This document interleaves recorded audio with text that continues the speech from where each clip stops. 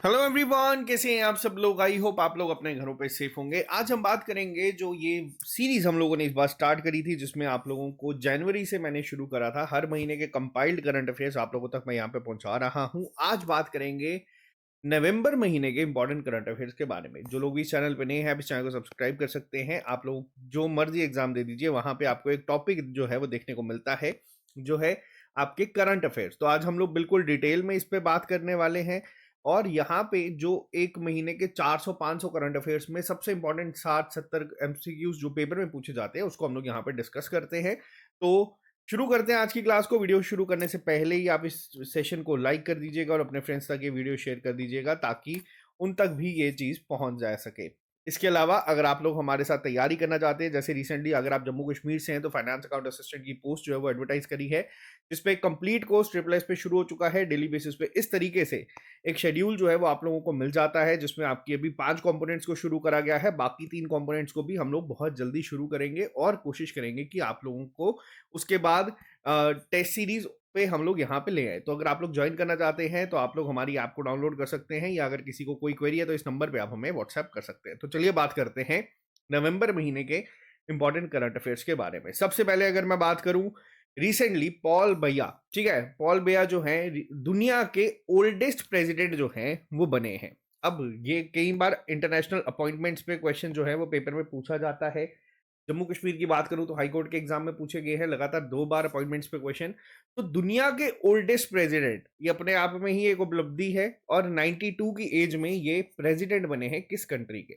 नाम याद रखिएगा, ये बने हैं कैमरून के। ठीक है, अब कैमरून के ये बने हैं क्या प्रेसिडेंट। कैमरून की कैपिटल को भी आप लोग याद रख लेना, पेपर में अगर पूछा जाएगा तो आपको पता होना चाहिए। इसके अलावा recently Jammu Kashmir sorry India की बात करूं तो Nitish Kumar president chief minister जो है वो बने हैं।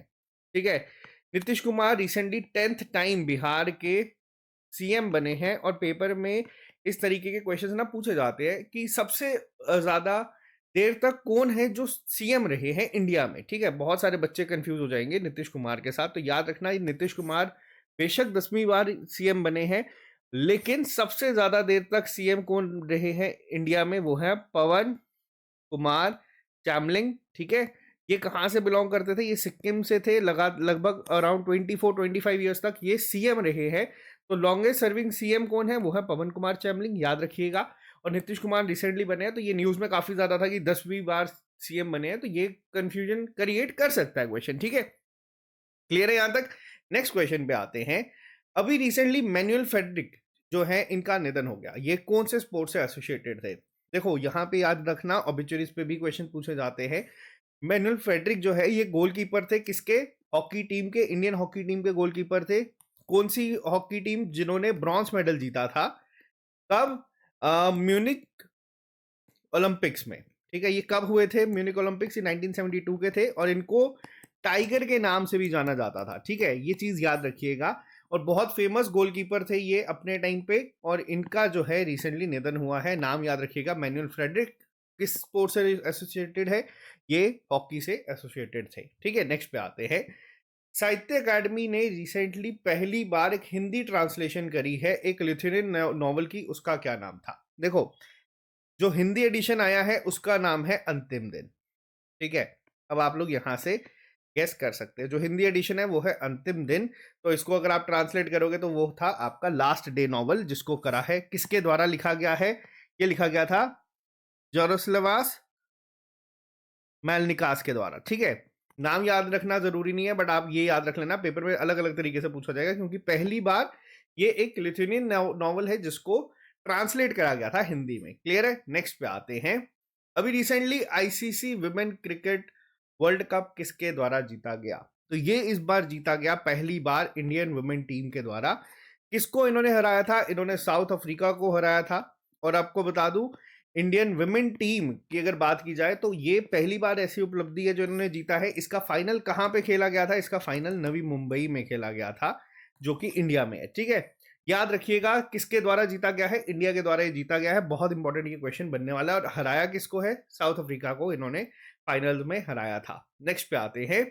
रोहन बोपाना, मैक्सिमम एस्पिरेंट्स ऐसे होंगे जिन्होंने इनके बारे में सुना होगा। एक बहुत फेमस कौन से प्लेयर हैं? ये टेनिस प्लेयर हैं। इन्होंने अपनी रिटायरमेंट जो है वो अनाउंस कर दी है। ठीक है? अब यहाँ पे इनको याद रखना, रोहन बोपन्ना, मैं मानता हूँ कि इनका आप में से मैक्सिमम लोगों को इनके बारे में पता होगा, लेकिन पेपर में पूछा जा सकता है कि कौन से स्पोर्ट्स से बिलॉन्ग करते थे, क्योंकि इन्होंने रिसेंटली अपनी रिटायरमेंट को जो है वो अनाउंस करा है। नेक्स्ट पे आते हैं।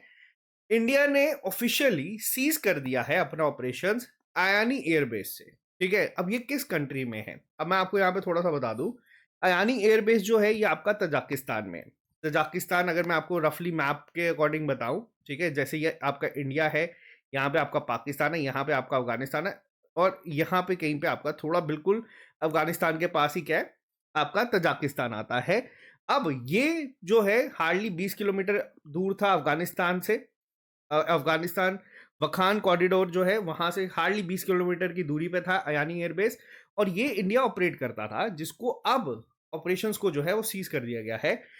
कहा जा रहा है कि ये जो डिसाइड करा गया है, ये काफी ज्यादा प्रेशर बनाया गया है चाइना और रशिया के द्वारा कि इसको बंद किया जाए, तो इसलिए तजाकिस्तान ने अब ये ऑपरेशन जो है वो बंद करवाए हैं इंडिया के किस एयरबेस से? अयानी एयरबेस से। नाम याद रखना बहुत इंपॉर्टेंट है, पेपर में डायरेक्ट क्वेश्चन पूछा जाएगा कि अयानी एयरबेस कहाँ पे है। ऑलरेडी जैसे आप लोग देखते आ रहे हैं कि छबार पोर्ट जब न्यूज में था तो बहुत सारे एग्जाम्स में क्वेश्चंस पूछे गए थे, वैसे ही याद रखना अयानी एयरबेस अभी न्यूज में है, तो आपसे डायरेक्ट पूछा जाएगा कि किस कंट्री में ये है, तो ये तजाकिस्तान में है। क्लियर है? नेक्स्ट पे आते हैं। टोटल अभी अगर मैं जब ये वीडियो बना रहा हूं तो इंडिया में अब रामसर साइट्स हो चुकी है 94। ठीक है, तो ये 94th जो रामसर साइट बनी है ये कौन सी है? ये है गोगाबिल लेक, जो कि आपकी बिहार में है। अब पेपर में क्वेश्चन कैसे पूछा जाता है, पेपर में आप लोगों के सिलेबस में होता है इंपॉर्टेंट रिवर्स एंड लेक, तो डायरेक्ट क्वेश्चन यहाँ से फ्रेम हो जाएगा कि बताओ गोगाबिल लेक कहाँ पे है। तो याद रखना 94th ये बनी है गोगाबिल लेक जो है, ये आपकी कहाँ है? बिहार में। अगर आपसे पूछा जाएगा कि सबसे ज्यादा रामसर साइट्स इंडिया में किस स्टेट में है, ठीक है, तो सबसे ज्यादा रामसर साइट्स कहाँ पे है? तमिलनाडु में। याद रखिएगा। ठीक है, नेक्स्ट पे आते हैं। कौन सी ऐसी स्टेट है जहां पे चवांगकुट फेस्टिवल जो है वो मनाया गया है? ये पेपर में भी पूछा गया था एक बार। याद रखना चवांगकुट फेस्टिवल जो है मेनली आपका मणिपुर में मनाया जाता है। या आपका ऑटम हार्वेस्ट सीजन जो फेस्टिवल होता है उसको जो है चवांगकुट फेस्टिवल का नाम दिया जाता है, और ये मनाया जाता है। ठीक है, फेस्टिवल्स पे क्वेश्चंस पूछे जाते हैं, तो याद रखिएगा इस तरीके से क्वेश्चन जो है वो पूछे जाते हैं काफी, और मैक्सिमम जो है पेपर में आते हैं नॉर्थ ईस्ट के फेस्टिवल्स, तो ये इसलिए ज़्यादा इंपॉर्टेंट हो जाते हैं। जैसे हॉर्नबिल फेस्टिवल आपका नागालैंड में मनाया जाता है, इसी दौरान मनाया जाता है, इन्हीं मौसम में। और अगर मैं बात करूं आपका बिहू फेस्टिवल एक फेमस है जो असम का है, जो कि काफ़ी ज़्यादा बार एग्जाम में पूछा जाता है। बिहू फेस्टिवल भी है, डांस भी है, अलग अलग चीज़ें हैं, तो याद रखना। वैसे ही चवांगकुट फेस्टिवल कहाँ का है? मणिपुर का है। ठीक है, नेक्स्ट पे आते हैं। इंडिया ने पहला डिफेंस ईवी बनाया है, उसका नाम क्या रखा है? देखो ये क्या है मैं आपको बताता हूं। इंडिया ने पहला electrical tactical all terrain vehicle जो है वो बनाया है। ठीक है, जिसे हम ETATV भी कह रहे हैं। इसका नाम क्या रखा गया है? इसका नाम रखा गया है वीर। ठीक है, वीर ईवी जो है कहा जाता है इन शॉर्ट, बट याद रखना ये पहली बार बनाया गया है। किसके द्वारा बनाया गया है? ये बेंगलुरु का एक स्टार्टअप है। ठीक है, उसके द्वारा ये बनाया गया है, बट आपको नाम याद रखना है। क्या क्या नाम है? क्योंकि पहला डिफेंस ईवी है। ईवी का मतलब इलेक्ट्रिक व्हीकल, ये तो आपको पता ही होगा। हाँ, पेपर में कई बार क्वेश्चन ये भी बना था जब इलेक्ट्रिक व्हीकल नए नए आए थे कि बताओ इनकी नंबर प्लेट कौन से कलर की होती है। ये उस टाइम पे आया था, तो इलेक्ट्रिक व्हीकल की नंबर प्लेट हमेशा जो है कौन से कलर की होती है? ग्रीन कलर की होती है, याद रखना। ठीक है, और नाम क्या है पहले ईवी का? जो डिफेंस ईवी है वो है वीर ईवी। ठीक है, नेक्स्ट पे आते हैं। इंटरनेशनल बायो रिजर्व डे कब मनाया जाता है? देखो इंटरनेशनल बायो रिजर्व डे हर साल 3 नवंबर को जो है वो मनाया जाता है। इंपॉर्टेंट डेज में ये कंसिडर होता है, इसको ध्यान रखिएगा। आपका इन्वायरमेंट, इकोलॉजी, क्लाइमेट, बायोस्फीयर में ये टॉपिक पूछे जा सकते हैं, तो ये इंपॉर्टेंट कुछ डेज होते हैं जो आपको पता होने चाहिए। ठीक है, नेक्स्ट पे आते हैं। अभी रिसेंटली पूर्वी प्रचंड प्रहार, ठीक है, एक ट्राई सर्विस एक्सरसाइज थी, ये कहाँ पे हुई है? देखो अब नाम से आप लोग ये इसको आइडिया लगा सकते हो। पूर्वी प्रचंड प्रहार ट्राई सर्विस का मतलब होता है जिसमें आपकी आर्मी, आपकी नेवल फोर्सेस और आपका एयरफोर्स तीनों जो है पार्टिसिपेट करती हैं। ये कहाँ पे हुई है? ये हुई है अरुणाचल प्रदेश में। अरुणाचल प्रदेश में कहाँ पे हुई है? एक जगह है मेचुका, वहां पे इसको जो है करा गया है, जो कि लाइन ऑफ एक्चुअल कंट्रोल के पास है। ठीक है, अब एलओसी होता है लाइन ऑफ कंट्रोल और एलएसी होता है लाइन ऑफ एक्चुअल कंट्रोल। ये हम लोग चाइना के साथ शेयर करते हैं और ये हम लोग करते हैं पाकिस्तान के साथ। समझने के लिए मोटा मोटा इतना काफी है। ठीक है, होमवर्क नोट कर लो। आप बताना कि ये दोनों लाइन किसके द्वारा खींची गई है, पेपर में क्वेश्चन पूछा जाता है। ठीक है, तो ये आपका होमवर्क है। नहीं पता तो गूगल करके इसको नोट डाउन जरूर कर लेना। कहाँ पे हुई है? अरुणाचल प्रदेश में इस बार ये करी गई है। नेक्स्ट पे आते हैं, राम नामी ट्राइब। ठीक है, कई बार ट्राइब्स के ऊपर क्वेश्चन पूछा जाता है। अब राम नामी ट्राइब जो है वो रिसेंटली न्यूज में थी। क्वेश्चन इसी तरीके से पूछा जाएगा कि कौन सी स्टेट में पाई जाती है। तो देखो, राम नामी ट्राइब की अगर मैं बात करूं तो ये छत्तीसगढ़ में पाई जाती है। अब जैसे कि इसका नाम है, अगर आप इसको देखेंगे तो इसका नाम क्या है? राम नामी। ये ट्राइब क्या है मैं आपको बताता हूँ, न्यूज में क्यों थी ये भी बताता हूँ। ये ट्राइब की जो बॉडी है उस पे राम नाम के ना टैटू है। ठीक है, बॉडीज पे है, फेस पे है। अब ये क्यों इंपॉर्टेंट है याद रखना। 19th सेंचुरी में इस ट्राइब के द्वारा क्या हुआ था, एक पीसफुल प्रोटेस्ट हुआ था अगेंस्ट जो कास्ट डिस्क्रिमिनेशन होती थी ना, उसके लिए। ये तो आ गया उसका इतिहास। अभी न्यूज में क्यों था? अभी रिसेंटली छत्तीसगढ़ ने अपना अपना फाउंडेशन डे मनाया था, जिसमें जो वहां के सीएम है उन्होंने पीकॉक फेदर जो है क्राउन उसको पहना था, जो कि मेनली किस ट्राइब का है? राम नामी ट्राइब का। इसीलिए ये ट्राइब जो है ना वापस न्यूज में आई थी। तो याद रखना, पेपर में डायरेक्ट क्वेश्चन पूछा जाएगा कि राम नामी ट्राइब कहाँ से बिलोंग करती है, तो वो छत्तीसगढ़ से बिलोंग करती है। क्लियर है? हिस्ट्री मैंने आपको थोड़ी सी बता दी कि इनके फेस पे, बॉडी पे सिर्फ राम नाम के टैटू होते हैं। ठीक है, क्लियर है? नेक्स्ट पे आते हैं, कौन सी कंट्री ऐसी है जिसने कन्वर्ट करा है थोरियम, ठीक है, into uranium fuel for the first time in the world? अब ये क्वेश्चन आपका साइंस एंड टेक का बनता है, जो आपके नैब तहसीलदार वगैरह एग्जाम्स है ना, जिसमें ये चीज लिखी है। साइंस एंड टेक कुछ हद तक स्टैटिक होता है और मेनली जो आपसे पूछा जाता है वो करंट अफेयर बेस्ड जो है वो पूछा जाता है, जिसमें ये एक इंपॉर्टेंट क्वेश्चन बनेगा। ठीक है, अब थोरियम को यूरेनियम फ्यूल में कन्वर्ट करने वाला पहला देश कौन सा बना है? मैंने आपको कहा भी है कि अगर आपको कभी गेस करना होगा ना साइंस एंड टेक के क्वेश्चन में, और अगर आपको ऑप्शन में चाइना दिखेगा, आप लोग कर सकते हैं, क्योंकि मैक्सिमम डेवलपमेंट इस तरीके की जो काफी एडवांस लेवल पे चल रही है, थोरियम मॉल्टन सॉल्ट रिएक्टर इन्होंने बनाया है। ये किसके द्वारा हुआ है? चाइना के द्वारा। ठीक है, नेक्स्ट पे आते हैं, अभी रिसेंटली इंडिया का क्या रैंक रहा है world justice project rule of law index में? ठीक है, अब देखो ये साल खत्म होने पे है। इंडेक्स जितने आप लोगों ने याद करे थे, अगर एग्जाम में आ गए तो अच्छी बात है, नहीं तो अगले साल वापस से शुरू हो जाएंगे।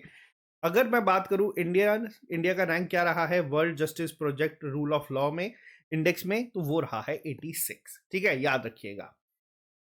नेक्स्ट पे आते हैं, अभी तक हम लोग क्या करते आ रहे हैं, अभी तक हम लोग जो पढ़ते आ रहे हैं वो ये पढ़ते हैं कि स्वच्छ सर्वेक्षण रिपोर्ट आई है, जिसमें कि सबसे साफ सिटी कौन सी है।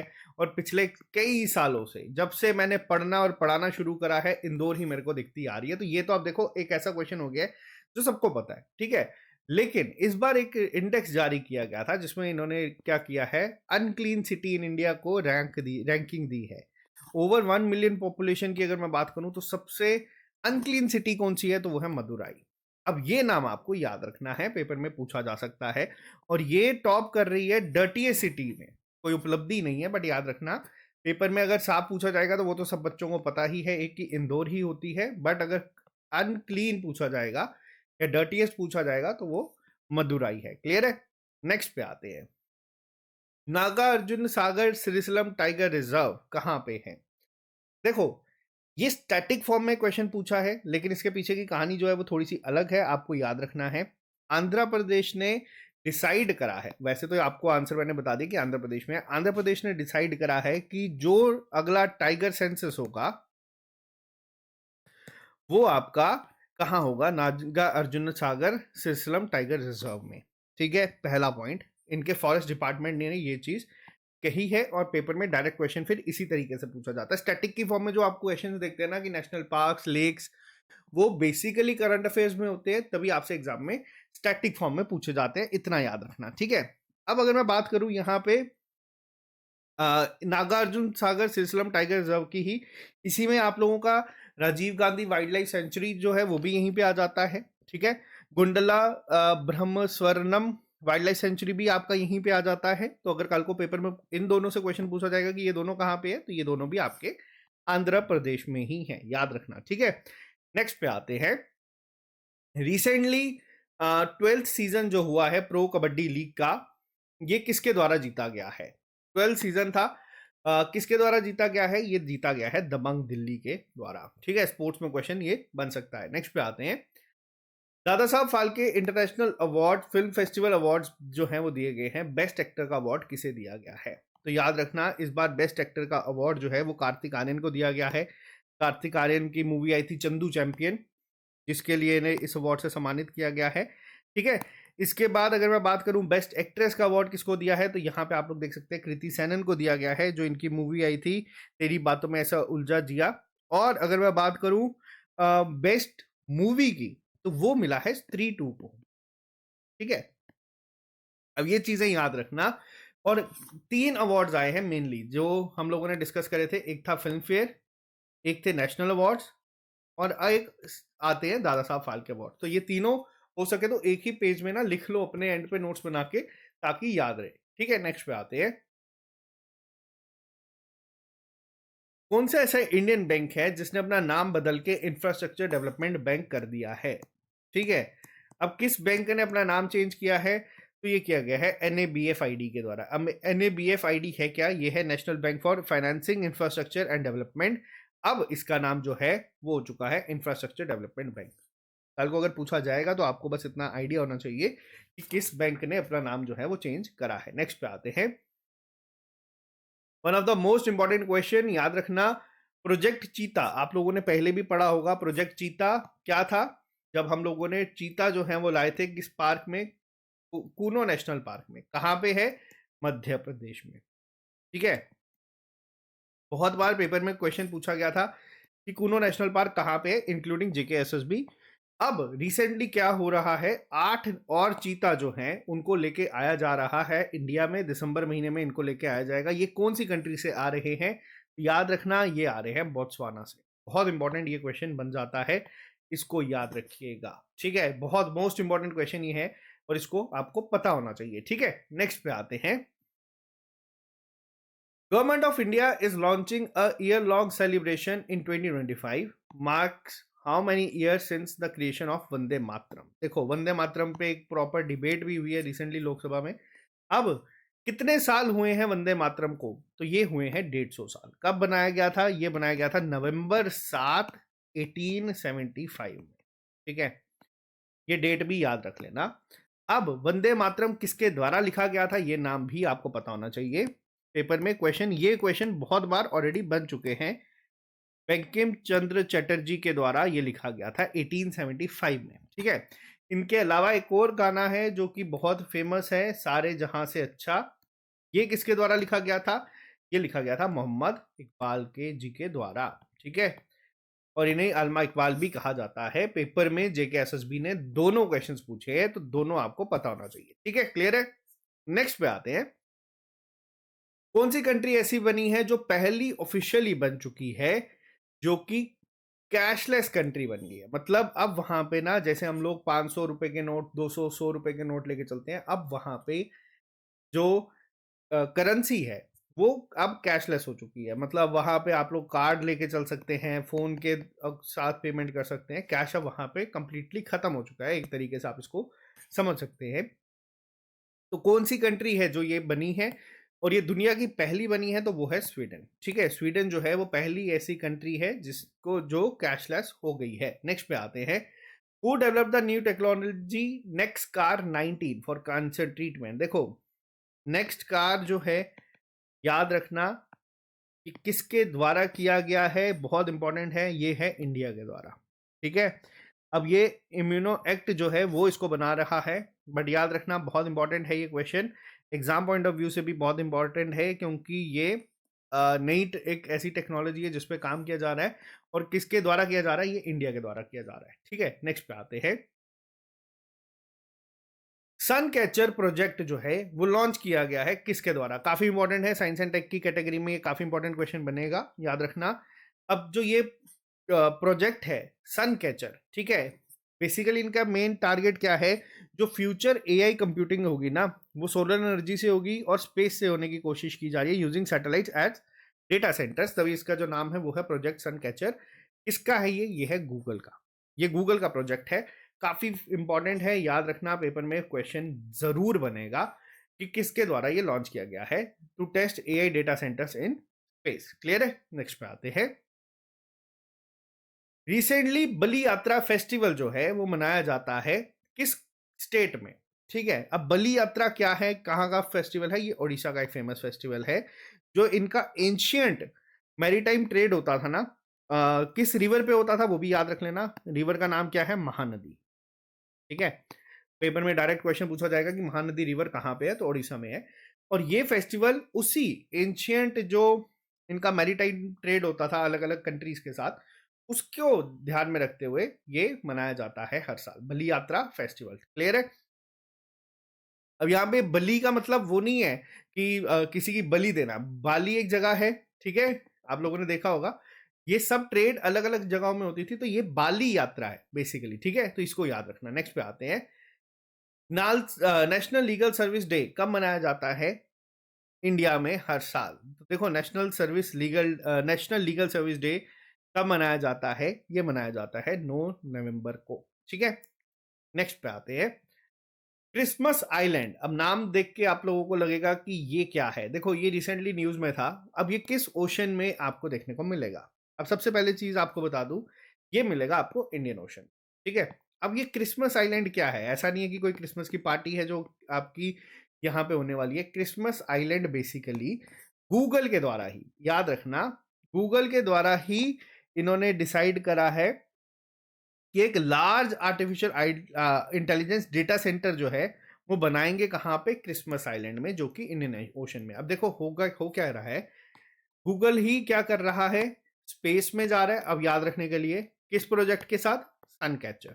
ठीक है, याद रखना नाम क्या, कि स्पेस में हम लोग जो है एआई डेटा सेंटर्स बनाएंगे, और यही समुद्र में भी ये जा रहा है। कौन से? इंडियन ओशन में, याद रखना। और किस आइलैंड पे? Christmas island.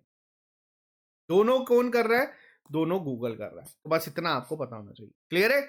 आते रहो नेक्स्ट क्वेश्चन की। 30th UN climate conference, COP30 जो हम कहते हैं, इनॉग्रेट हुई है कहाँ पे? और इसका मेन फोकस जो था वो था पेरिस एग्रीमेंट और जो आपके अडेप्टेशन मेजर्स हैं उसको लेके। अब ये कहाँ पे हुआ है? ये हुआ है ब्राजील में। ब्राजील में कहाँ पे? बेलम जगह है वहां पे। तो बहुत इंपॉर्टेंट क्वेश्चन ये होने वाला है कि COP30 की मीटिंग कहाँ पे हुई है। पेपर में डायरेक्ट क्वेश्चन जो है ये बनते हैं, और आपको ये पता होना चाहिए कि COP30 की मीटिंग कहाँ हुई है। बेलम, ब्राजील में ये कंडक्ट हुई है। नेक्स्ट पे आते हैं। मित्रा शक्ति एक्सरसाइज, देखो ये मिलिट्री एक्सरसाइज मित्रा शक्ति इंडिया किसके साथ करती है? मैंने आपको पहले बहुत बार ये चीज बताई है। मित्रा शक्ति इंडिया करती है श्रीलंका के साथ। ठीक है, हुई कहाँ पे है? ये इस बार हुई है बेलागांव में, जो कि कहाँ पे है? कर्नाटका में। तो बस इंपॉर्टेंट याद रख लेना कि कर्नाटका में हुई थी। इंडिया और श्रीलंका के बीच में एक्सरसाइज जो है उसका नाम है मित्र शक्ति। क्लियर है? बहुत इंपॉर्टेंट है।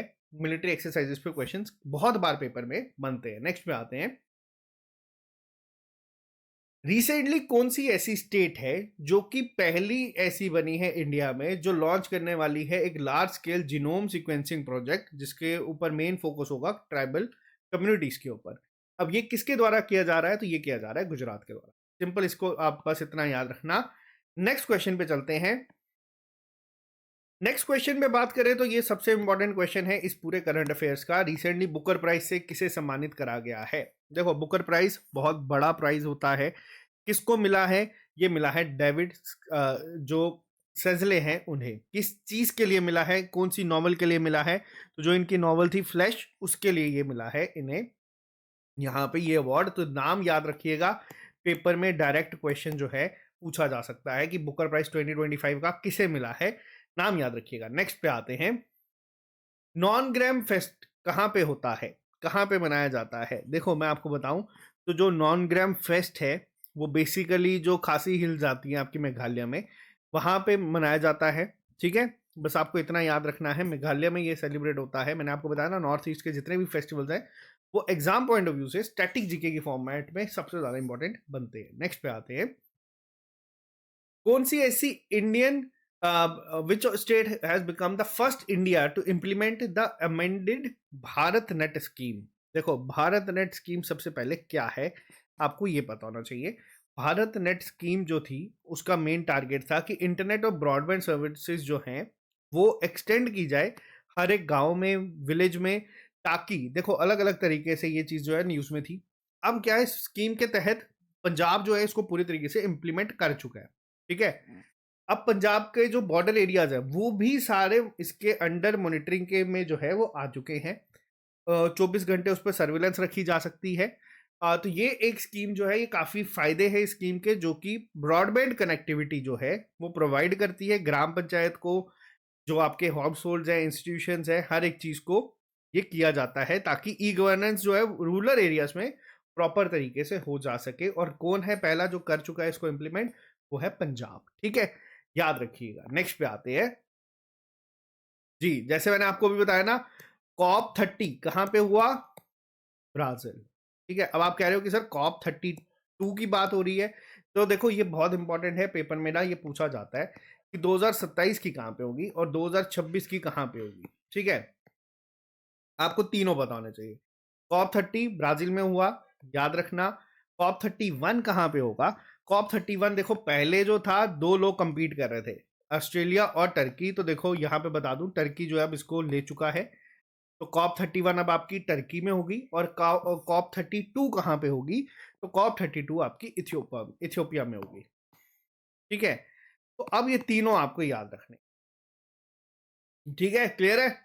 ये तीनों आपको पता होना चाहिए, पेपर में तीनों में से कोई भी पूछा जा सकता है। COP30, 31, 32। नेक्स्ट पे आते हैं, आयरलैंड के रिसेंटली प्रेसिडेंट कौन बनी है, रिसेंटली आयरलैंड की प्रेसिडेंट बनी है कैथरीन मार्टिन कॉनोली। इनका नाम याद रखिएगा, इंपॉर्टेंट अपॉइंटमेंट्स हैं, ये पूछी जाती हैं एग्जाम में, तो आपको पता होना चाहिए, ठीक है। नेक्स्ट पे आते हैं, मॉब 37। अब ये मॉब 37 क्या है, ठीक है। तो देखो यहाँ पे आपको बता दूं, ये है meeting of parties to the Montreal protocol. कहाँ पे हुई है ये, तो ये हुई है यूएनईपी के हेडक्वार्टर में। अब आप लोगों को ये चीज़ पता होनी चाहिए कि यूएनईपी का हेडक्वार्टर कहाँ पे है, तो वो है नैरोबी में, यानी कि कहाँ पे, केनिया में। क्लियर है, ये चीज़ याद रखना काफ़ी इंपॉर्टेंट है। और यूएनईपी का हेडक्वार्टर बहुत बार पेपर में पूछा गया है, क्योंकि ये थोड़ा सा अलग आता है। ऐसे आप लोग देखते हैं कि पेरिस में है, वॉशिंगटन में है, जेनीविया में है, तो ये एक पहला है जो केनिया में आता है, और ये पेपर में बहुत बार पूछा गया है। और मॉब 37 की मीटिंग भी यहाँ पे हुई है, क्लियर है। नेक्स्ट पे आते हैं, मड नियोमा एयरबेस रिसेंटली न्यूज में था, ये कहाँ पे बनाया गया है। देखो मड नियोमा एयरबेस जो है ये लद्दाख में बनाया गया है, ठीक है। अब यहाँ पे याद रखना, जो चीफ ऑफ एयर स्टाफ थे इन्होंने इसे इनॉग्रेट करा है। ये सिर्फ कितने किलोमीटर दूर है एलएसी से, ये सिर्फ 23 किलोमीटर दूर है लाइन ऑफ एक्चुअल कंट्रोल से, ठीक है। अब ये सिर्फ 23 किलोमीटर दूर है, और ये लद्दाख में 4th एयरबेस है इंडियन एयरफोर्स का, लद्दाख का ही सिर्फ। और ये दुनिया का 5th हाईएस्ट जो है एयरबेस बनाया गया है, वर्ल्ड 5th हाईएस्ट एयरबेस जो है ये बनाया गया है। अब इसका नाम आपको पता होना चाहिए, मड न्यूमा एयरबेस कहाँ पे है, लद्दाख में है, क्लियर है। नेक्स्ट पे आते हैं, अभी रिसेंटली पहला इंडिया का क्वांटम डायमंड माइक्रोस्कोप जो है वो डेवलप हुआ है। ये किसके द्वारा किया गया है, ये किया गया है आईआईटी बॉम्बे के द्वारा, ठीक है, क्लियर है। नेक्स्ट पे आते हैं, रिसेंटली एक एआई बेस्ड सिस्टम जो है वो लॉन्च करा गया है रेलवेज के द्वारा, ताकि जो वैगन्स जो होते हैं उनकी सिक्योरिटी को लेके। अब देखो इसका नाम ना दो तरीके से आपको याद रखना है। पहला तो जो है वो है विजन, अगर हिंदी में पूछा जाएगा तो उसका नाम है दृष्टि, ठीक है, दोनों इसके नाम है। अब किसकी मदद से ये बनाया गया है ये भी आपको याद रखना है, ये बनाया गया है आईआईटी गुवाहाटी की मदद से। बहुत इंपॉर्टेंट है, दोनों पॉइंट यहाँ पे याद रखिए, ठीक है। नेक्स्ट पे आते हैं, अगला क्वेश्चन है यहाँ पे कि रिसेंटली एक rare half female half male spider जो है वो मिला है। ये साइंस एंड टेक का ही पार्ट आ जाता है आप लोगों का, या इन्वायरमेंट इकोलॉजी, सॉरी। डमार्कस इंजामुआ, ये कहाँ पे मिला है, तो बस याद रखना है थाईलैंड में हुआ है, आपको इतना याद रखना है। बाकी पेपर में पूछे जाने के चांसेस इन क्वेश्चंस के कम होते हैं, बट हाँ पूछ लिया जाए तो कुछ कह नहीं सकते। न्यूज़ में था क्योंकि पहली बार एक ऐसा स्पाइडर मिला है जो आधा मेल है और आधा फीमेल है, ठीक है। नेक्स्ट पे आते हैं, रॉलने फेस्टिवल कहाँ पे मनाया जाता है, रॉलने फेस्टिवल कहाँ पे मनाया जाता है, तो ये किन्नौर में मनाया जाता है। किन्नौर कहाँ पे है, वो है आपका हिमाचल प्रदेश में, ठीक है, याद रखना, बस इतना आपको याद रखना है, इससे ज्यादा आपसे नहीं पूछा जाएगा। नेक्स्ट पे आते हैं। हाँ, इंडिया की पहली ड्रोन सिटी कहाँ पे बनने वाली है? देखो अब यहाँ पे दो सवाल आते हैं। पहला सवाल कि JNK में जो ड्रोन है, ठीक है, वो बैन है सिक्योरिटी पर्पसेस को लेके। रिसेंटली डोडा जो है उन्होंने भी बैन कर रहे थे जम्मू कश्मीर के डिस्ट्रिक्ट में। वहीं इंडिया के कुछ पार्ट्स में अगर हम जाएं तो वहां पे प्रॉपर ड्रोन सिटी बनाई जा रही है। अब ये कहाँ पे बनाई जा रही है? ये बनाई जा रही है आंध्र प्रदेश में। आंध्र प्रदेश में कहाँ पे? आंध्र प्रदेश के पास एक जगह है ओवरकल, जो कुरनूल के पास है, और 300 एकड़ की ये प्रॉपर सिटी बनाई जा रही है, जिसमें सारी चीजें मैन्युफैक्चरिंग से लेके हर एक चीज जो होगी ड्रोन की यहाँ पे करी जाएगी। तो याद रखना कहाँ पे है? आंध्र प्रदेश में। क्लियर है? नेक्स्ट पे आते हैं। ई जागृति प्लेटफॉर्म, ये किसका इनिशिएटिव है? देखो ई जागृति जो है ये कंज्यूमर अफेयर्स का जो है, मेनली आपको अगर बता दूं तो इनका ही आता है, ताकि कंज्यूमर जस्टिस जो है वो मिल सके। जो इसमें NRI यूजर्स भी हैं, ठीक है, उनको भी स्ट्रेंथन करने के लिए रखा गया है, ताकि जो एक ज्योग्राफिकल बैरियर यहाँ पे आता है ना, वो यहाँ पे खत्म हो सके। ठीक है, कि अगर मान लो कोई इंसान है जिसने इंडिया के बाहर से कोई चीज ली है और उसको के साथ कोई फ्रॉड हुआ है, तो वो चाहे तो इसकी मदद से जो है प्रॉपर इसकी इस ई जागृति पोर्टल की हेल्प से अपनी जो ग्रीवियंस है उसको रख सकता है। तो याद रखना, ये न्यूज में इसलिए था क्योंकि उन्होंने रिसेंटली अपना डेटा शेयर करा था, जिसमें बहुत सारे लोग जो है तकरीबन 2.5-3 लाख, एग्जैक्ट मेरे को इसका इस समय याद नहीं है, बट इतने लोगों ने इसमें जो है अपना जिनका रीएड्रेसल हुआ था। तो ये बस आप लोग याद रखना, ई जागृति प्लेटफॉर्म किसके रिलेटेड है? तो वो कंज्यूमर अफेयर्स के रिलेटेड है। ठीक है, नेक्स्ट पे आते हैं। मोस्ट इंपॉर्टेंट क्वेश्चन है ये, इंटरनेशनल गीता महोत्सव। 2 पॉइंट्स इससे बहुत इंपॉर्टेंट है। पहला, ये इंटरनेशनल गीता महोत्सव होने कहाँ वाला है? ठीक है, तो ये कहाँ होगा? ये होगा हरियाणा में। ठीक है, पहला पॉइंट याद रखना। हरियाणा के CM जो है, क्या नाम है उनका? नायाब सिंह जी। ठीक है, अब यहां पे क्या होती है? यहां पे होती है एक पार्टनर कंट्री और एक आती है यहां पे पार्टनर स्टेट। क्वेश्चन में तो आपसे पार्टनर कंट्री पूछा गया है, तो पार्टनर कंट्री कौन है यहाँ पे? पार्टनर कंट्री है इंग्लैंड। ठीक है, अब पार्टनर स्टेट अगर कभी पूछा जाएगा तो याद रखना ये कौन सी है? ये है मध्य प्रदेश। बहुत इंपॉर्टेंट है, तीनों चीजें पेपर में पूछी जा सकती है कि पहला होस्ट कौन है? हरियाणा कुरुक्षेत्र में ये होने वाला है। पार्टनर कंट्री इंग्लैंड है और पार्टनर स्टेट है मध्य प्रदेश। पेपर में जब कभी भी क्वेश्चन आएगा तो एक बार जरूर पढ़ लेना कि क्या पूछा गया है। ठीक है, क्लियर है? नेक्स्ट पे आते हैं। कौन सी ऐसी स्टेट पुलिस है जो पहली ऐसी पुलिस बनी है जिन्होंने 100% साइबर फ्रॉड रिस्पॉन्स, देखो यहां पे क्वेश्चन क्या है, ध्यान रखना, साइबर फ्रॉड रिस्पॉन्स दिए, मतलब केसेस रिजॉल्व नहीं है। यहाँ पे क्या है, हर एक साइबर फ्रॉड जो भी इनके पास क्वेरीज आती है ये उसको रिस्पॉन्ड करते हैं, मतलब हर एक यहाँ पे इन्होंने किया है। अब किसके द्वारा किया गया है?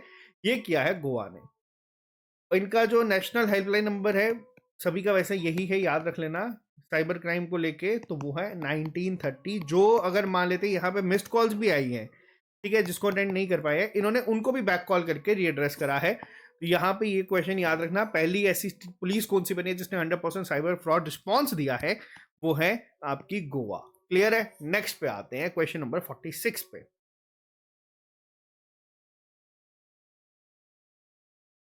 नेक्स्ट क्वेश्चन की अगर मैं बात करूं यहाँ पे, तो कौन सी ऐसी कंट्री है जो होस्ट करने वाली है first global big cat summit in 2026? तो देखो यहाँ पे आपको बता दूं, ये क्वेश्चन 2 पॉइंट से काफी इंपॉर्टेंट होने वाला है। सबसे पहले तो कहाँ पे कौन होस्ट करेगा? वो इंडिया करेगा। इंडिया में कहाँ पे? तो न्यू दिल्ली में ये होस्ट होगा। अब अगर आपसे कभी पूछा जाए कि ये जो बिग कैट अलायंस है, जो इंटरनेशनल बिग कैट अलायंस है, ये किसका इनिशिएटिव है? तो ये इनिशिएटिव भी इंडिया के द्वारा ही लिया गया था 2023 में। ठीक है, तो ये क्वेश्चन भी बहुत इंपॉर्टेंट है, याद रखना। अब इसके तहत है क्या? तो जो दुनिया की 7 मेजर हमारी बिग कैट स्पीशीज है, जिसमें आपकी टाइगर आ जाती है, ठीक है, आपका लाइन है, लेपर्ड है, आपका स्नो लेपर्ड इसमें आ जाता है, जैगुआर यहाँ पे आता है, प्यूमा यहाँ पे है, और चीता यहाँ पे जो है आ जाते हैं। ये सातों के लिए इन्होंने बनाया था कि इन सातों को कंजर्व करके रखना चाहिए और इनको जो है इसके लिए एक अलायंस बनाई गई थी जो कि इंडिया के कहने पे बनाई गई थी, और इसकी जो मीटिंग होने वाली है, पहली ग्लोबल मीटिंग, अब ये इंपॉर्टेंट और क्यों हो जाता है, क्योंकि पहली ग्लोबल मीटिंग होगी इसके रिलेटेड, ये इंडिया में ही होने वाली है। तो इसीलिए दोनों पॉइंट याद रखना, कल को अगर आपसे पूछा जाएगा कि बनी कब है ये अलायंस, तो ये 2023 में बनाई गई थी। ठीक है, नेक्स्ट पे आते हैं। हाँ, जैसे कि मैंने अभी आप लोगों को बताया कि पेपर में जब भी क्वेश्चन आएगा तो एक बार जरूर देख लेना कि पार्टनर स्टेट कौन सी है। अब यहाँ पे क्वेश्चन क्या है, पार्टनर स्टेट कौन सी है, मध्य प्रदेश। अगर पूछा जाएगा कि कौन सी स्टेट है जो होस्ट करेगी, तो वो वहां पे हरियाणा हो जाएगा। तो ये क्वेश्चन ध्यान रखिएगा, कंफ्यूजिंग हो सकता है पेपर में, बट मुझे लगता है कि अब ये कंफ्यूजन ज्यादा क्रिएट नहीं करेगा। नेक्स्ट पे आते हैं। मैंने आपको स्टार्टिंग में बताया था कि नीतीश कुमार जो है 10वीं बार सीएम बने हैं, लेकिन ऐसा नहीं है कि लॉन्गेस्ट सर्विंग सीएम है। इनसे ज्यादा देर तक पवन कुमार चामलिंग जो है वो सीएम रह चुके हैं। और आपको बता दूं कि ऐसा भी नहीं है कि सेकंड या थर्ड पोजीशन में, ये 7th या 8th पे है। इनसे ज्यादा बहुत लोग जो है सीएम रह चुके हैं, जिसमें नवीन पटनायक उड़ीसा के सीएम हैं। ठीक है, हमारे वेस्ट बंगाल से बासु सर से, मेरे को पहला नाम याद नहीं आ रहा, तो बट ये चीज याद रखना, ये लोग इनसे ज्यादा देर तक सीएम रह चुके हैं। न्यूज में बहुत ज्यादा थे कि 10वीं बार सीएम बन रहे हैं, बट बीच में टेन्योर हमेशा पूरे नहीं हुए हैं। हाँ, लेकिन 10वीं बार ये सीएम बन रहे हैं, अपने आप में सोचो कि एक बहुत बड़ी उपलब्धि है। कहां से बन रहे हैं, बिहार से बने हैं रिसेंटली। ठीक है, नेक्स्ट पे आते हैं। अभी रिसेंटली इंडिया में एक चीता जो है वो पैदा हुआ है, उसका नाम क्या है। अब यहाँ पे क्या है, 5 जो है कब्ज इन्होंने दिए हैं। अब इनका नाम क्या है, ये है मुखी। कहाँ पे हुआ है, वापस से उसी जगह पे जो हम लोग डिस्कस कर रहे हैं, कूनो नेशनल पार्क। ठीक है, ये चीज याद रखना। नेक्स्ट पे आते हैं। मिस यूनिवर्स 2025 का टाइटल किसने जीता है। काफी इंपॉर्टेंट है ये क्वेश्चन, पेपर में पूछे जाते हैं। तो मिस यूनिवर्स 2025 का जो टाइटल जीता है वो जीता है फातिमा बॉश ने। तो इनका नाम भी आप लोग याद रखिएगा। नेक्स्ट पे आते हैं। COP31 climate summit. अब इसका आंसर पहले आप लोग एक बारी करिए, मैंने भी आपको बताया ना। COP30 ब्राजील में, COP31 कहाँ पे, टर्की में। और ऑस्ट्रेलिया आपको दिखने को मिल रहा है, क्योंकि ऑस्ट्रेलिया भी इसके साथ कोशिश में था, बट कहाँ पे होगा, टर्की में। और COP32 कहाँ पे होगा, ये अभी मैंने आपको थोड़ी देर पहले बताया है। देखते हैं कि अभी कितनी मेमोरी जो है वो आप लोगों की तेज है, और आप लोग यहाँ पे आंसर कर पाते हैं या नहीं, ये आप लोग कमेंट बॉक्स में लिख के बताओ। नेक्स्ट पे आते हैं। G20 समिट कहाँ पे होगी अगले साल। तो देखो, G20 समिट की अगर मैं बात करूं, तो ये होने वाली है जोहान्सबर्ग, साउथ अफ्रीका में। अब यहाँ पे आपको एक और चीज बता दूं, G20 जो है वो बेसिकली अब G21 हो चुका है। इंडिया के पास जब इसकी प्रेसिडेंटशिप आई थी, तो इंडिया ने जो अफ्रीकन यूनियन थी उसको इसमें ऐड करवाया था। ठीक है, तो टेक्निकली अब G20 नहीं है, G21 हो चुका है, बट G20 के नाम से ही फेमस है, तो इसको यही लिखा जाता है। कहाँ पे होने वाली है, पहली बार ये अफ्रीका में होगी, तो ये भी याद रखिएगा। G20 पे मैंने एक पूरा डिटेल लेक्चर अभी थोड़े दिन पहले अपलोड करा था, आप लोग उसको जरूर देख लेना। अब गूगल पे सर्च करना, यूट्यूब पे सर्च करना, G20 साथ में SSS लिखना, आपको आ जाएगा। उसमें सारी चीजें बताइए कि कैसे बना था, क्या क्या चीजें इसमें हुई है, तो ये सब आपके लिए काफी इंपॉर्टेंट है। ठीक है, नेक्स्ट पे आते हैं। इंडिया का पहला प्राइवेट पीएसएलवी यानी कि पोलर सैटेलाइट लॉन्च व्हीकल जो है वो बनाया गया है किसके द्वारा। अब देखो, प्राइवेट है, वर्ड का ध्यान देना। आमतौर पे आप लोग देखते हैं कि इसरो के द्वारा चीजें बनाई जा रही हैं, बट ये पहली बार प्राइवेट बनाया गया है। किसके द्वारा ये किया गया है, हिंदुस्तान एरोनॉटिक लिमिटेड के द्वारा, और लार्सन एंड टुब्रो के द्वारा, यानी कि आंसर होगा both A and B. Next पे आते हैं। कौन सी ऐसी कंट्री है जो दुनिया का पहला न्यूक्लियर रेजिस्टेंट आर्टिफिशियल आइलैंड बनाने वाली है। मैंने आपको क्या बताया, कभी भी इस तरीके के क्वेश्चन दिखते हैं ना, जो अपने आप में ही आपको प्रैक्टिकल नहीं दिखते कि यार न्यूक्लियर रेजिस्टेंट आर्टिफिशियल आइलैंड बनाने की बात, तो अब इस पर आंखें बंद करके चाइना मार कर सकते हैं, क्योंकि ये चीज जो है ये सच है। चाइना कम से कम भी आज की डेट में हम लोगों से 100 साल की एक लीड पे बैठा है साइंस एंड टेक्नोलॉजी के मामले में। तो ये जो आर्टिफिशियल आइलैंड बनाए जाने वाले हैं दुनिया के पहले न्यूक्लियर रेजिस्टेंट, तो ये बनाए जा रहे हैं किसके द्वारा, चाइना के द्वारा। क्लियर है। अब ये कहाँ पे हो रहा है, डीप सी इसका नाम रखा गया है। ऑल वेदर रेजिडेंट जो है फ्लोटिंग रिसर्च फैसिलिटी जो है ये बनाई जा रही है चाइना के द्वारा। नेक्स्ट पे आते हैं। Recently climate change performance index जो है वो आया है। ठीक है, आमतौर पे आप लोगों को मैं पढ़ाते आ रहा हूँ पिछले 2 साल से कि इंडिया का रैंक है 10th। ठीक है, लेकिन इस साल ये रैंक जो है वो गिरा है। कितना गिरा है, 13 पॉइंट से गिरा है, और इंडिया का रैंक अब हो चुका है 23rd। ये वही इंडेक्स है जिसमें मैं आपको बताता हूँ कि टॉप 1 2 3 खाली रहते हैं, यानी कि कोई भी कंट्री दुनिया में ऐसी नहीं है जो इसको मीट कर पा रही है। फोर्थ पे कौन सी है? वो है डेनमार्क। बस इतना आपको याद रखना है। अब आपको शायद थोड़ा सा फ्लैशबैक जो है वो आया होगा। तो इंडिया का क्लाइमेट चेंज परफॉर्मेंस इंडेक्स में रैंक क्या रहा है? वो रहा है 10th। ठीक है, सॉरी, पहले 10th था, अब क्या हो चुका है? 23rd गिरा है। पहले हम लोगों को रखा गया था हाई परफॉर्मर कैटेगरी में, लेकिन अब हम लोगों को डाल दिया गया है मीडियम परफॉर्मर कैटेगरी में। तो अगर कल को पेपर में कैटेगरी पूछी जाएगी ना कि किस में आ चुके हैं, तो अब हम लोग मीडियम परफॉर्मर में आ चुके हैं और पहले 3 खाली होते हैं और फोर्थ पे जो है वो डेनमार्क है। बस इतना याद रखिएगा। नेक्स्ट पे आते हैं। रिसेंटली किस टीम ने जीता है women blind T20 world cup? तो ये जीता है इंडिया के द्वारा, और इसमें एक बहुत ज्यादा प्राउड मोमेंट ये है कि जम्मू कश्मीर से, हमारी कठुआ से भी जो एक लड़की थी, उन्होंने इसमें इंडिया को रिप्रेजेंट कराया, जिनका नाम था अनेखा देवी। ये नाम भी आप लोग याद रखना। इस टीम का मेंबर थी जिन्होंने women blind T20 world cup जीता है। उसमें जम्मू कश्मीर से अनिका देवी जो थी वो भी यहाँ पे खेल रही थी, तो इनको याद रखिएगा। ठीक है, नेक्स्ट पे आते हैं। India post has inaugurated its first revamped gen Z themed post office. कौन से आईआईटी कैंपस में ये खोला गया है? जैसे कि आप लोग देख सकते हैं, अब यहाँ पे क्या है, देखो, जेन जी जो है कहाँ पे खोला गया है? ये आईआईटी दिल्ली में खोला गया है। इसमें क्या है? इसमें मॉडर्न एस्थेटिक्स हैं, वाईफाई जोन्स बनाए गए हैं, ग्राफिटी आर्ट है, बहुत सारी क्यूआर बेस्ड पार्सल जो है बुकिंग की गई है। क्योंकि आमतौर पे क्या होता है, पोस्ट ऑफिस के नाम से हम लोग ये सोचते हैं कि यार पता नहीं कितने पुराने ज़माने का है, तो इसको रिवैम्प कर दिया गया है अब जेन जी जो है उनके स्टाइल में। तो ये याद रखना कहाँ पे खोला गया है? तो ये आईआईटी दिल्ली के कैंपस में खोला गया है। ठीक है, नेक्स्ट पे आते हैं। अभी recently tennis hall of fame में कौन से ऐसे खिलाड़ी हैं जिनको जगह मिली है? तो इनका नाम सभी को पता होगा, रॉजर फेडरर, एक अभी तक के सबसे ज्यादा ग्रैंड स्लैम जीतने वाले खिलाड़ी हैं रॉजर फेडरर। इनको जो है जगह मिली है टेनिस हॉल ऑफ फेम में। ठीक है, और मैंने आपको बताया ना, बोपन्ना जी जिन्होंने अभी रिटायरमेंट अनाउंस करी है, वो भी टेनिस के ही खिलाड़ी हैं। तो दोनों तरीके से क्वेश्चन याद रखिएगा। नेक्स्ट पे आते हैं। ये क्वेश्चन बहुत इंपॉर्टेंट है। अब देखो, दो तरीके से है। हॉर्नबिल फेस्टिवल मैंने आपको बताया कहाँ पे होता है, मेनली नागालैंड। बहुत बार पेपर में ये क्वेश्चन पूछा गया है, ना ही स्टेट बल्कि सेंटर एग्जाम्स में भी ये क्वेश्चन बहुत बार पूछा गया है कि हॉर्नबिल फेस्टिवल कहाँ मनाया जाता है। अब ये जो फेस्टिवल है ये अपने आप में इतना बड़ा है कि अब ये क्या कर रहे हैं, ये पार्टनर कंट्रीज, जैसे मैंने आपको गीता महोत्सव, इंटरनेशनल गीता महोत्सव में बताया ना, वैसे ही कौन सी कंट्रीज हैं जो यहाँ पे पार्टनर्स बनने वाली हैं? वो उनका नाम याद रखना, वो है स्विट्जरलैंड और आयरलैंड। दोनों ही यहाँ पे आपको पता होने चाहिए। ठीक है, क्लियर है? बोत्सवाना मैंने अभी आपको बताया, वहां से हम लोग चीता इंपोर्ट कर रहे हैं। ठीक है, ये याद रखना। टर्की जो है वो COP31 करेगी होस्ट।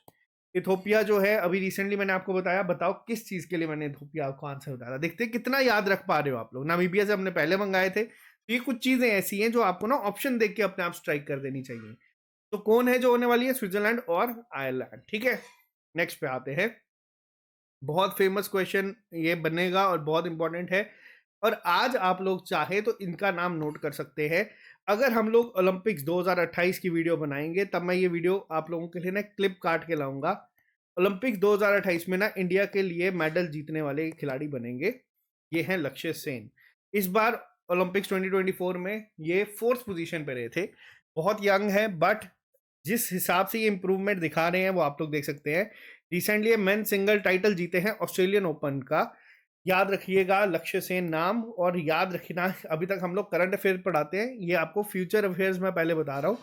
ये क्योंकि जिस स्पीड से जा रहे हैं, बहुत बेहतरीन ये कर रहे हैं और बहुत ही ज्यादा कैलिबर ये शो कर रहे हैं इस समय। नेक्स्ट पे आते हैं।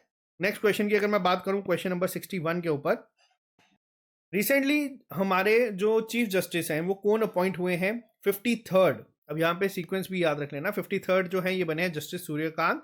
इनसे पहले जो थे वो थे हमारे जस्टिस BR गवई। तो 52nd जो थे वो थे BR Gavai, 51st DY Chandrachud. तो ये आप लोग बस इस तरीके से सीक्वेंस याद रख लेना, लेकिन नाम याद रखना जो अभी बने हैं वो हैं सूर्यकांत जी। ठीक है, नेक्स्ट पे आते हैं। डेविस कप टाइटल किसने जीता है? डेविस कप एक बहुत फेमस टाइटल है, पेपर में आपसे पूछा जाता है, कई बार पूछा जाता है कि बताओ ये कप किससे रिलेटेड है। तो याद रखना ये कप किससे रिलेटेड है, ये टेनिस से रिलेटेड है। ठीक है, और किसके द्वारा ये जीता गया है? ये जीता गया है इटली के द्वारा। इटली ने किसको हराया था? इटली ने स्पेन को यहाँ पे जो है हराया था। पेपर में आपसे कुछ कप हैं जो बहुत फेमस है और इंपॉर्टेंट है, आपके लिए होमवर्क है, नोट करके मेरे को कमेंट बॉक्स में बताना। थॉमस कप किससे रिलेटेड है? उबर कप किससे रिलेटेड है? ठीक है, दुरंत कप किससे रिलेटेड है? क्योंकि ये क्वेश्चन ना पेपर में पूछे गए हैं, तो आप मेरे को एक बार जरूर बताना कि सारे कप किस किस स्पोर्ट से रिलेटेड है। ठीक है, ये आपका होमवर्क है जिसको आपको कमेंट बॉक्स में लिखना है। नेक्स्ट पे आते हैं, ICC main T20 world cup के लिए किसे एम्बेसडर जो है अनाउंस किया गया है? तो याद रखना ये है हमारे रोहित शर्मा, जो लास्ट टाइम जिन्होंने इसको जीता था, जिनकी कैप्टनशिप के अंडर हम लोगों ने वर्ल्ड कप जीता था, उसके बाद इन्होंने रिटायरमेंट ले ली थी। लेकिन ICC main T20 world cup जो अगले साल होने वाला है, उसके लिए ब्रांड एम्बेसडर भी इन्हें ही अपॉइंट किया गया है, तो ये चीज आप लोग याद रखिएगा। नेक्स्ट पे आते हैं, बायलेटरल मिलिट्री एक्सरसाइज हुई है सूर्य किरण। ठीक है, अब ये जो एक्सरसाइजेज है ना, इनके नाम याद रखना काफी इंपॉर्टेंट है। अलग अलग तरीके से क्वेश्चन बनता है। सबसे पहला, सूर्य किरण इंडिया ने किसके साथ करी है? देखो ये अभी थोड़े दिन पहले खत्म हुई है। ये किसके साथ हम लोगों ने करी है? तो ये हम लोगों ने करी है नेपाल के साथ। ठीक है, इंडिया और नेपाल जो है वो इसको करता है। कहाँ पे हुई है अगर आपसे पूछा जाएगा तो वो ये पिथौरागढ़ में। पिथौरागढ़ कहाँ पे है? उत्तराखंड में। ठीक है, क्लियर है, याद रखिएगा। नेक्स्ट पे आते हैं, काफी इंपॉर्टेंट है, जो जूनियर असिस्टेंट के एस्पिरेंट्स हैं हाई कोर्ट के, उनके लिए रिसेंटली नालसा के एग्जीक्यूटिव चेयरमैन कौन अपॉइंट हुए हैं? नालसा के एग्जीक्यूटिव चेयरमैन जो अपॉइंट हुए हैं वो है जस्टिस विक्रम नाथ जी। इनका नाम याद रखिएगा। नालसा बेसिकली क्या करता है, जो लोग लीगल एड अफोर्ड नहीं कर सकते उनको ये लीगल एड जो है प्रोवाइड करते हैं।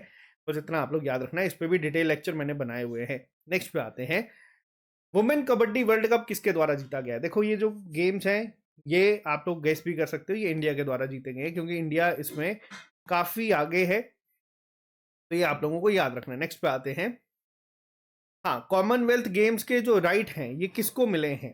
याद रखना, कॉमनवेल्थ गेम्स के जो राइट हैं ये मिले हैं अहमदाबाद को। 2000 जो आपकी ये गेम्स होने वाली है 26 की, ये कहाँ पे हो रही है? ये हो रही है आपकी ऑस्ट्रेलिया में। अब ये भी याद रखना, ठीक है। जो उसके अगली गेम्स हैं वो कहाँ पे होगी? वो अहमदाबाद को उसके राइट्स मिल चुके हैं। अब कई बार आप लोगों के दिमाग में आता होगा कि सर ये कॉमनवेल्थ गेम्स है, इसमें कौन सी कंट्रीज खेलती हैं? देखो कॉमनवेल्थ की अगर मैं सिंपल आपको बताऊं तो कॉमनवेल्थ गेम्स वो कंट्री खेलती है जिसपे ब्रिटिशर्स ने राज किया है। सिंपल तरीके से आपको याद रखने के लिए उन्हीं को ही कॉमनवेल्थ कहा जाता है। और याद रखना कहाँ पे होने वाली है? अहमदाबाद में जो है अगली से अगली कॉमनवेल्थ जो है वो वहां पे होगी। ठीक है, नेक्स्ट पे आते हैं, ऑपरेशन पवन रिसेंटली जो है कैरी आउट करा गया था कौन सी कंट्री में, जिसमें 1171 जो मार्टियर सोल्जर्स थे उनको ऑनर करा गया था for the first time by Indian army. तो ये याद रखना, ये श्रीलंका में किया गया था। इंडियन पीस कीपिंग फोर्स के जो जवान यहाँ पे शहीद हुए थे उनको पहली बार ऑनर करा गया है इंडियन आर्मी के द्वारा श्रीलंका में ही। तो ये चीज याद रखिएगा, बहुत इंपॉर्टेंट है ये क्वेश्चन। ठीक है, और इसका नाम भी याद रख लेना कि किसके तहत ये हुआ था। नेक्स्ट पे आते हैं, FIDE world chess world cup किसको ने जीता है इस बार? और फिडे कप को भी याद रखना, कई बार पूछा जाता है। तो ये किससे रिलेटेड है? ये चेस से रिलेटेड है। जैसे फीफा आपका जो है वो फुटबॉल से रिलेटेड है, वैसे ही अगर मैं बात करूं इस बार जीता किसने है, तो ये जीता है जॉवकिर सिंद्रोव ने इस बार इसको जीता है। लास्ट टाइम किसने जीता था? जी गुकेश ने इसको जीता था, डी गुकेश ने, और ये यंगेस्ट बने थे। ठीक है, नेक्स्ट पे आते हैं, एशिया का टॉलेस्ट स्टेचू बनाया गया है लॉर्ड राम का, ये कहाँ पे अनवील हुआ है? तो ये तकरीबन 77 फीट हाइट पे है का है, तो ये किया गया है गोवा में। नेक्स्ट पे आते हैं, कौन सा ऐसा ऑपरेशन है जो रिसेंटली इंडिया ने करा है श्रीलंका की मदद करने के लिए, जो वहां पे रिसेंटली डिजास्टर स्ट्रक कम्युनिटीज है उनके लिए? तो सबसे पहली चीज तो याद रख लेना कि जो वहां पे साइक्लोन आया था उसका नाम क्या है? दितवा। ठीक है, साइक्लोन का नाम। ऑपरेशन का नाम पूछा गया है, तो ऑपरेशन का नाम क्या था? ऑपरेशन का नाम था सागर बंधु। बहुत इंपॉर्टेंट है, याद रखना, ऑपरेशन था सागर बंधु और साइक्लोन है दितवा, ऑपरेशन नहीं है। ठीक है, क्लियर है। नेक्स्ट पे आते हैं, रिसेंटली अभी यूनेस्को के हेडक्वार्टर्स में स्टैचू अनवील करा गया है किनका?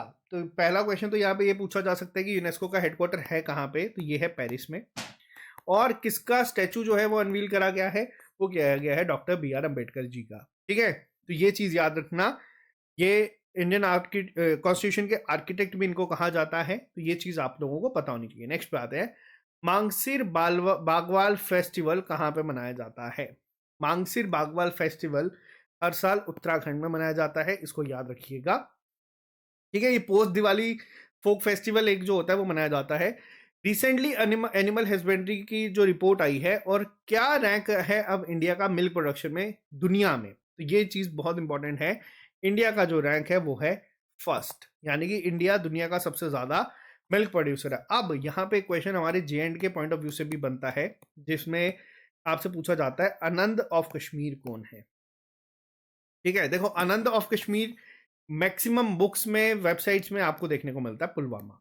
ठीक है, लेकिन अगर मैं करंट अफेयर्स की बात करूं तो एक और नाम दिया गया है, वो है न्यू आनंद ऑफ कश्मीर, यानी कि किसने पुलवामा को बीट कर दिया है मिल्क प्रोडक्शन में, तो वो है अनंतनाग। अब पेपर में क्या क्वेश्चन पूछा जाता है वो एक बार ध्यान से देख लेना। पेपर में अगर पूछा जाएगा new Anand of Kashmir, Anantnag होगा, आनंद ऑफ कश्मीर होगा तो पुलवामा होगा। ठीक है, और अगर ऑप्शन में दोनों होंगे तो देख लेना कि क्या पूछा गया है। तो ये कंफ्यूजिंग क्वेश्चन है, बट ये करंट अफेयर बेस्ड है तो आपको पता होना चाहिए। नेक्स्ट पे आते हैं, सह्याद्री सिंधुरा क्या है? तो देखो सह्याद्री सिंधुरा जो है, रिसेंटली ये एक रेड राइस है, रिसेंटली न्यूज में थी। तो ये थे हमारे नवंबर महीने के important current affair. Best 75 current affairs मैं यहाँ पे लेके आया हूँ, जो मैंने आप लोगों को डिस्कस करे हैं एग्जाम पॉइंट ऑफ व्यू से, काफी ज्यादा इंपॉर्टेंट है। नेशनल इंटरनेशनल जो करंट इवेंट्स आपके सिलेबस में दिए गए हैं, JKSSB आज की डेट में करंट इवेंट्स ज्यादा पूछ रहा है, तो ये लेक्चर आपके लिए काफी इंपॉर्टेंट हो जाता है इस वजह से। तो बाकी आई होप आप लोगों को ये लेक्चर पसंद आया होगा। अगर आप लोगों को ये लेक्चर पसंद आया तो आप इस लेक्चर के बाद अगर आप हमारे साथ जुड़ना चाहते हैं, कोर्सेज लेना चाहते हैं तो ले सकते हैं। डेली फ्री टेस्ट अगर आप लोग देना चाहते हैं तो उसके लिए भी आप लोग हमारी ऐप को डाउनलोड कर सकते हैं। ये PDF हमारी ऐप में अवेलेबल होती है। कोर्सेज, इन्हीं कोर्सेज में आप लोग ज्वाइन करके आप लोग ये ले सकते हैं। बाकी मिलते हैं जल्दी नए लेक्चर के साथ। अभी के लिए फिलहाल इतना ही। Bye bye, take care, see you soon, अलविदा।